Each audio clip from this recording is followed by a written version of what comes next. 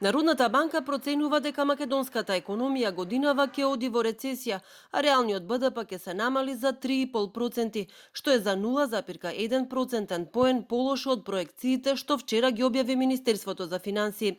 Заздравување ќе има дури идната година, кога БДП треба да порасне за 4,7%. Главен ризик за ова сценарио е пролонгирање на здравствената криза, што според гувернерката може да повлече пат на економијата од дополнителни 2,3%. Заедно со пролонгирањето на здравствената криза кај нас, евентуално може да доведе до убавно закрепнување на извозот и домашната потребувачка, може да ги намали девизните приливи, да зголеми ризикот од повратната врска меѓу реалните и финансиските текови, и да го отежни пристапот до пазарите на капитал.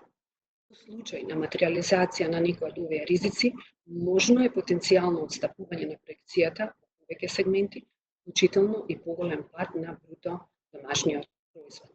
Оваа нова проекција на Народната банка се темели на очекуваниот пат на надворешната побарувачка, што ќе го намали извозот за 17%.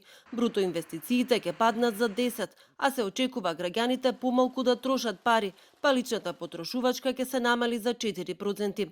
Со сите нови задолжувања што веќе ги најави Министерството за финансии, јавниот долг ќе се зголеми за нови 5%. Државниот долг изнесува 41,8% од брутодомашниот производ, а вкупниот јавен долг, уште по широка дефиниција, изнесува 50,7% од брутодомашниот производ. Овие податоци се со крајот на првиот квартал. Секако во контекстот во кој што разговаравме, дека нашата економија се соочува со голем шок, барем на краток рок, и во вакви услови неопходно е да реагираат носителите на политиките, што знаат пред се, имајќи предвид природата на шокот, најефективни може да бидат фискалните мерки. Народната банка во моментов чува 3 милиарди и 150 милиони евра девизни резерви. Од почетокот на годината се потрошени 113 милиони, дел од нив за враќање на долгови во странство, дел пак за стабилизирање на девизниот пазар.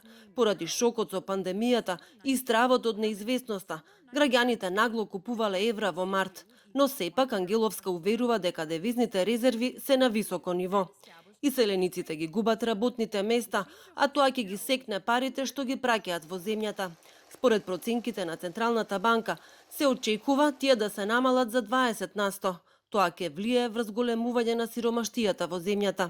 Гувернерката очекува намалување на побаровачката во земјава дополнително да ги намали цените на енергенсите, како и цените на основните прехранбени производи, а ќе има и намалена побарувачка на нашите производи во странство. Инфлацијата ќе оди надолу, годинава ќе биде околу 0, а очекувавме 1,5%.